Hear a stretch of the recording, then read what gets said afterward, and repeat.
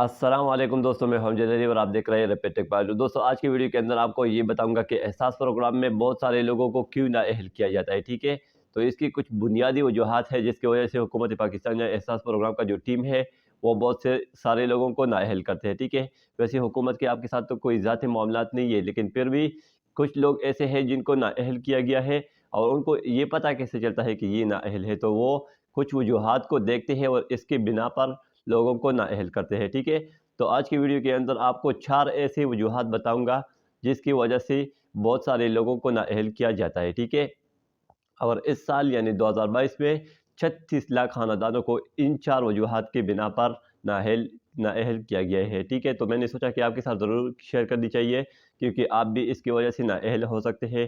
اگر آپ نے ان 4 وجوہات پر قابو پا لیا تو آپ اگر نااہل بھی ہے تو آپ کو دوبارہ اہل کیا جائے گا، ٹھیک ہے؟ لیکن اگر آپ یہ 4 غلطیاں کرتے ہیں تو ابھی اگر آپ اہل بھی ہے تو آپ آنے والے وقت میں نااہل ہو سکتے ہیں، ٹھیک ہے؟ تو آئیے اپنی ویڈیو کی طرف بڑھتے ہیں۔ دوستوں سب سے پہلی وجہ جو ہے وہ احساس پروگرام نے یہ بتایا ہے کہ جس بندے کے نام پر گاڑی رجسٹر ہو، چاہے وہ گاڑی کار ہو یا پھر ٹرک ہو، بس ہو، کوئی بھی گاڑی ہو، لیکن وہ اس کے اپنے نام پر رجسٹر ہو، تو ایسے لوگوں کو احساس پروگرام سے نکال دیا جائے گا، ٹھیک ہے؟ مطلب ایسے لوگ احساس پروگرام کے لیے بالکل بھی اہل نہیں ہے جن کے نام پر کوئی گاڑی رجسٹر ہے، کیونکہ یہ پروگرام تو غریبوں کے لیے بنایا گیا ہے، اور جن لوگوں کے نام پر کوئی گاڑی رجسٹر ہے تو وہ تو اتنے غریب نہیں ہوں گے کہ اس پروگرام کے لیے اہل ہوں گے، ٹھیک ہے؟ تو اس لیے ان لوگوں کو احساس پروگرام سے نکال دیا گیا ہے کہ وہ اشیائی ضروریات کو آسانی سے خرید سکتے ہیں، مطلب اس کے نام پر کوئی گاڑی بھی موجود ہے تو یہ لوگ جو ہے وہ احساس پروگرام کے لیے اہل نہیں ہو سکتے، ٹھیک ہے؟ تو پہلی وجہ یہ تھی کہ کوئی بھی بندہ ہو جس کے نام پر کوئی گاڑی رجسٹر ہو تو وہ اس پروگرام کے لیے اہل نہیں ہو سکتے، ٹھیک ہے؟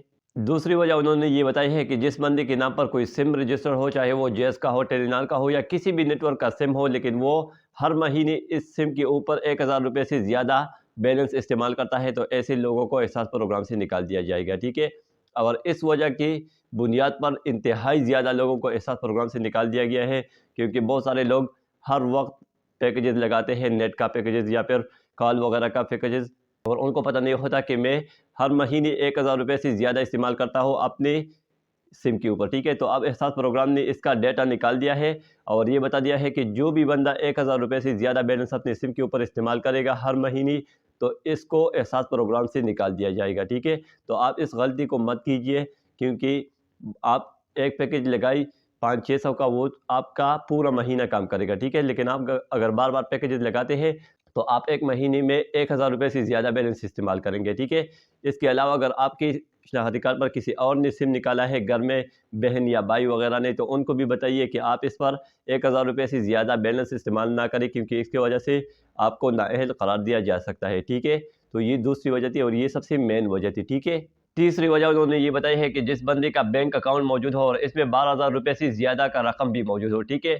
لیکن یہ بندہ 1 سال تک اس اکاؤنٹ سے ان پیسوں کو نہیں نکالتا، ٹھیک ہے؟ مطلب 1 سال 12000 روپے سے زیادہ پیسوں پر گزر گیا، پھر بھی اس کے اکاؤنٹ میں موجود ہے لیکن وہ اس کو نکالتا نہیں ہے، تو ایسے لوگوں کو بھی احساس پروگرام سے نکال دیا جائے گا، ٹھیک ہے؟ کیونکہ ان کو یہ اندازہ ہوتا ہے کہ اس بندے کو ان پیسوں کی ضرورت نہیں ہے، اسی لیے تو وہ نہیں نکالتا، ٹھیک ہے؟ اور یہ پروگرام انہوں نے غریبوں کے لیے بنایا ہے، تو یہ بندہ بھی احساس پروگرام سے نکال دیا جائے گا، ٹھیک ہے؟ یہ اہل نہیں ہوگا اس احساس پروگرام کے لیے، ٹھیک ہے؟